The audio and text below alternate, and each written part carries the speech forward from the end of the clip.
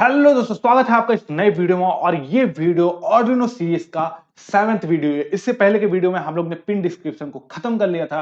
अगर आपने वो वीडियो नहीं देखा है तो आपको आई बटन में वो वीडियो दिख रहा होगा, आप जा करके देख सकते हैं। और इस वीडियो में हम लोग आगे बात करने वाले हैं आर्डिनो बोर्ड में और क्या क्या होता है। आर्डिनो बोर्ड में और भी बहुत कुछ होता है, यहाँ पे आपको दिख रहा होगा। तो मैं आपकी जानकारी के लिए ये बता दूं कि यहाँ पे आपको जो दिख रहा है सिर्फ इतना ही नहीं है, इसमें और भी बहुत कुछ है। मैंने आपके लिए पार्ट बाय पार्ट कर दिया है ताकि आपको ज्यादा इजीली समझ में आए। ठीक है, तो स्टार्ट करते हैं। Let's begin. I am Mohammad Iqbal and you are watching tech Iqbal. Work so hard, sometimes forgetting about our hearts. What are we chasing for?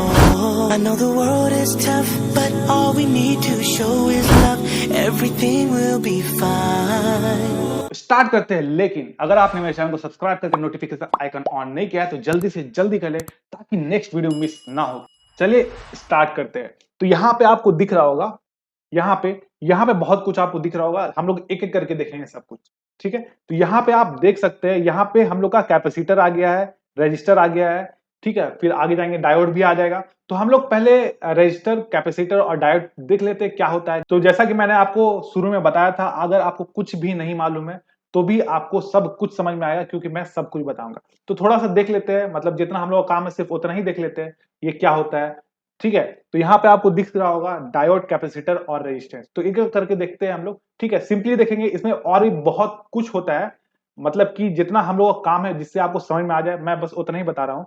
इसका अगर वीडियो बनाने लगूँ तो बहुत ही लंबा वीडियो हो जाएगा सिर्फ एक टॉपिक के ऊपर। ठीक है, तो मैं अभी सिर्फ आपको उतना ही बताऊंगा जिससे आपको समझ में आ जाए और आपका काम चले। ठीक है, मैं आपको पूरा डिटेल में नहीं बताऊंगा। अगर आप डिटेल में जानना चाहते हैं तो कमेंट कीजिए, जितना ज्यादा कमेंट होगा उतना जल्दी मैं बनाऊंगा, लेकिन अभी नहीं बनाऊंगा, ऑर्डिनो सीरीज खत्म होने के बाद। मतलब कि एक बार हम लोग प्रोजेक्ट तक पहुंच जाए उसके बाद मैं और भी टॉपिक के ऊपर वीडियो बना दूंगा। ठीक है, तो यहाँ पे स्टार्ट करते हैं, देखते हैं सबसे पहले डायोड। डायोड क्या होता है? तो diode is semiconductor device that essentially act as one way switch for current. मतलब कि सिंपली अगर आप समझे तो डायोड जो होता है यहाँ पे, उसमें मतलब करंट एक ही डायरेक्शन में जा सकता है। ठीक है, डायोड का सिंबल देखेंगे तो ये होता है डायोड का सिंबल, यहाँ पे आपको दिख रहा होगा, ये होता है डायोड का सिंबल। और इसका खास बात ये होता है कि ये करंट को एक ही डायरेक्शन में जा सकता है। मतलब करंट इस डायरेक्शन से इस डायरेक्शन में आ सकता, मतलब कि करंट इस डायरेक्शन से इस डायरेक्शन में जा सकता है, ये अपोजिट डायरेक्शन में ट्रेवल नहीं कर सकता है। ठीक है, इसमें करंट सिर्फ एक ही डायरेक्शन में ट्रेवल करता है। इसका बहुत जगह यूज होता है और ये बहुत ही इंपॉर्टेंट होता है। ठीक है, फॉर एग्जांपल अगर मैं बताऊं तो आप जैसे चार्जर लगाते हैं, ठीक है, मोबाइल को चार्ज में लगाते हैं, तो मोबाइल तो चार्ज हो रहा है उससे, लेकिन जब लाइन चला जाएगा तो बैटरी का जो पावर है वो चला जाएगा आपका लाइन में। ठीक है, तो जिससे आपका पूरा बैटरी डिस्चार्ज हो जाएगा। तो वहां पे लगाते हैं हम लोग डायोड। ठीक है, तो वहां पे हम लोग डायोड लगाते हैं ताकि अपोजिट डायरेक्शन में करंट फ्लो नहीं हो, सिर्फ वन वे में फ्लो हो। ठीक है, आपको ये समझ में आएगा डायोड। तो ये होता है डायोड का सिंबल, और ऐसा अगर आप देखेंगे तो ऐसा दिखता है डायोड। ठीक है, ये समझ में आ गया आपको।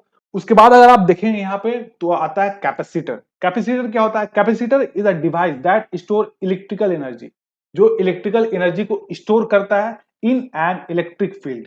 ठीक है, ये बात आपको समझ में आ गया, ये इलेक्ट्रिकल एनर्जी को स्टोर करता है। अगर आप देखेंगे कैपेसिटर तो ऐसा होता है, और भी बहुत टाइप का कैपेसिटर होता है। ठीक है, और अगर आप सिंबल देखेंगे तो ऐसा होता है, कभी कभी आप देखेंगे तो ये पैरेलल लाइन होता है सिर्फ।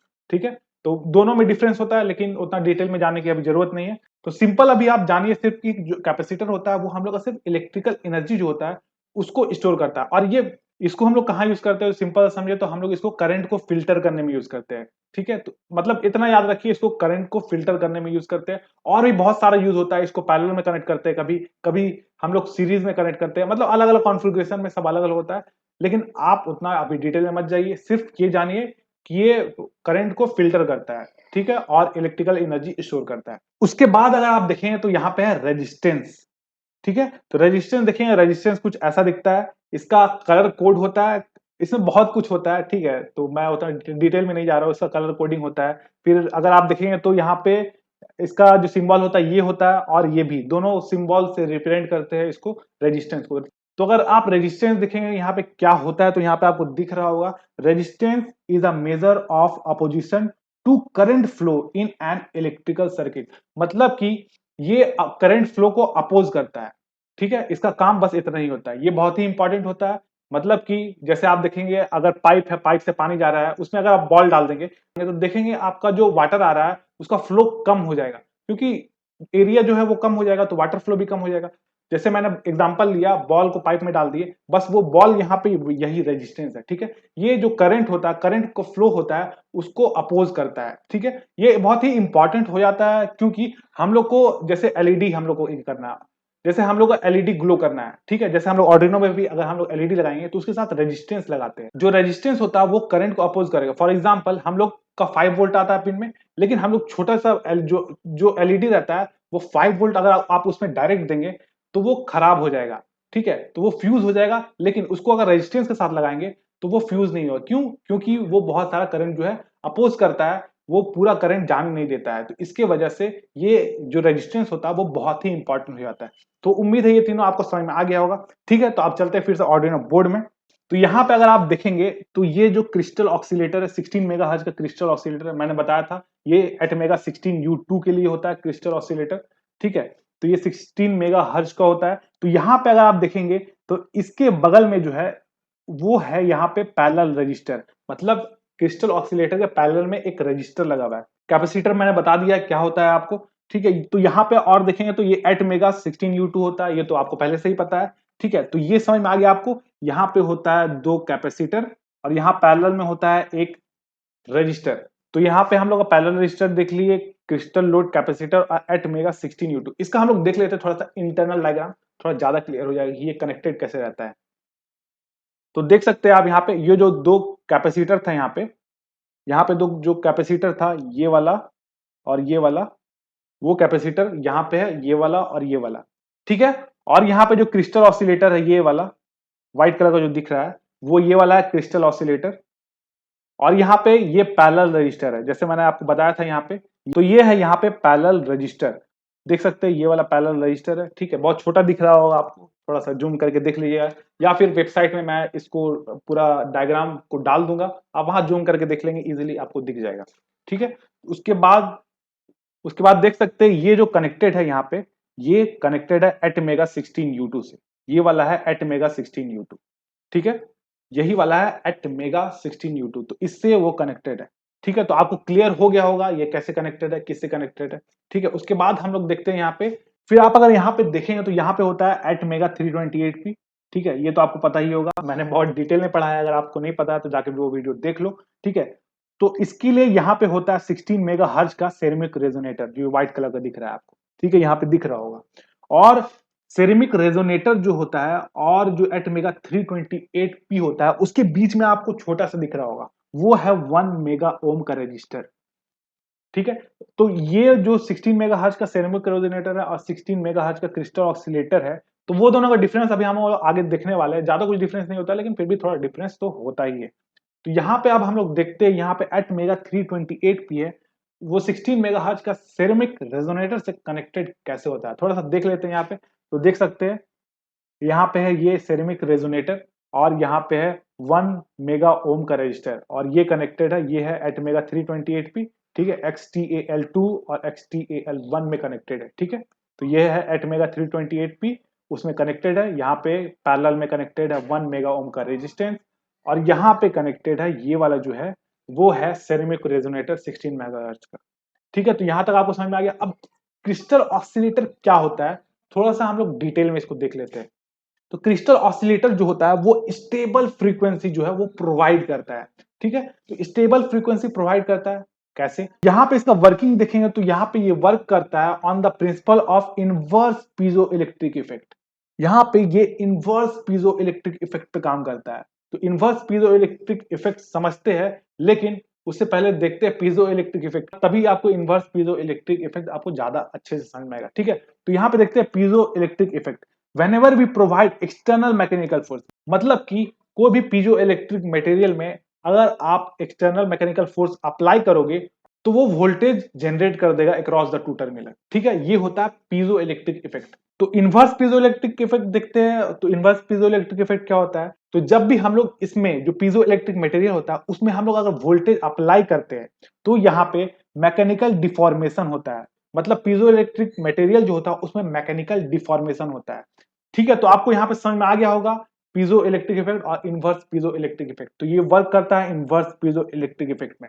ठीक है, फिर से एक बार सिंपल में समझते हैं। तो ये पीजो इलेक्ट्रिक मटेरियल है। तो पीजो इलेक्ट्रिक इफेक्ट क्या होता है, जब भी हम लोग पीजो इलेक्ट्रिक मटेरियल में फोर्स अप्लाई करते हैं तो यहाँ पे वोल्टेज जनरेट होता है। ठीक है, और इनवर्स पीजो इलेक्ट्रिक इफेक्ट क्या होता है, जब भी हम लोग यहाँ पे वोल्टेज अप्लाई करते हैं तो पीजो इलेक्ट्रिक मटेरियल में डिफॉर्मेशन होता है। ठीक है, तो यहां तक आपको समझ में आ गया होगा। उसके बाद चलते हैं हम लोग आगे।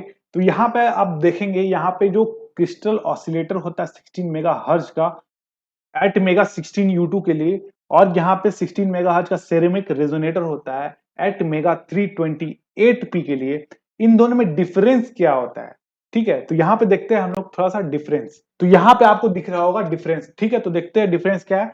क्रिस्टल यूज इन 16U2, मतलब एट मेगा 16U2 में जो क्रिस्टल यूज होता है उसका टॉलरेंस होता है 30 ppm, जो कि 0.0031% के इक्वल होता है। ठीक है, ये वाला जो 16U2 के लिए जो यूज होता है ना, 16 मेगाहर्ट्ज का क्रिस्टल, ये वाला, इसका जो है उसका जो टॉलरेंस होता है वो 30 ppm होता है, जो कि 0.0031% के इक्वल होता है। लेकिन तो यहाँ पे जो एट मेगा 328p का जो रेजोनेटर होता है, मतलब ये वाला जो होता है, उसका अगर आप टॉलरेंस देखेंगे तो 0.5% होता है। ठीक है, तो सोच सकते हैं कितना बड़ा डिफरेंस है। ये दोनों में बहुत ही बड़ा डिफरेंस है।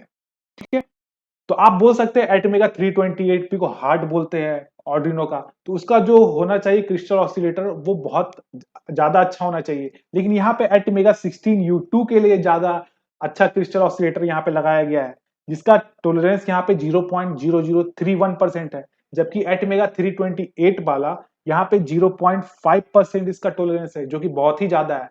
तो ऐसा क्यों होता है? तो यहाँ पे ऐसा इसलिए होता है ये, क्योंकि यूएसबी सिग्नल में जो टाइमिंग होता है वो बहुत ही ज्यादा इंपॉर्टेंट होता है।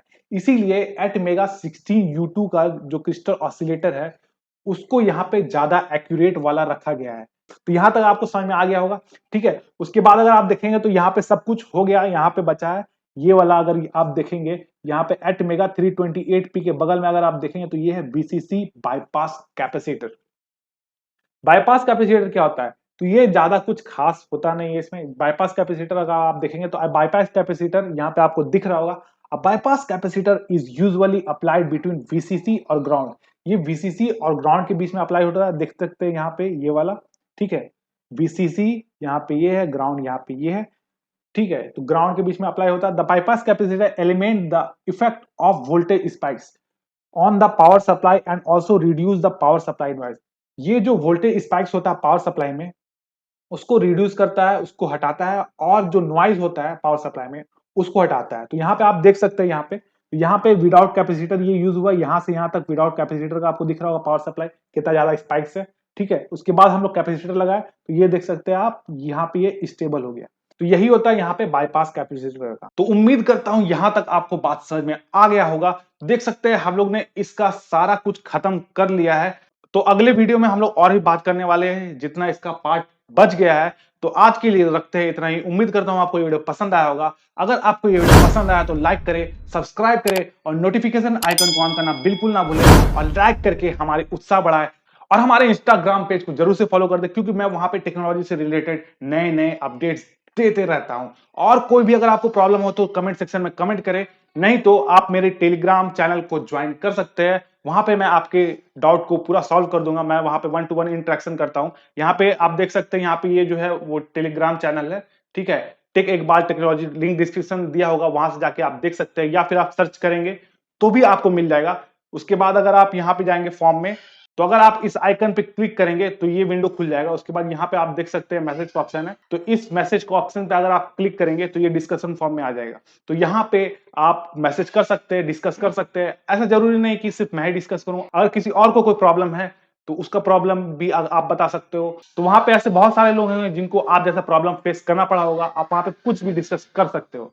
तो आज के लिए रखते हैं इतना ही, चलते हैं, मिलते हैं आपसे नेक्स्ट वीडियो में। तब तक के लिए गुड बाय।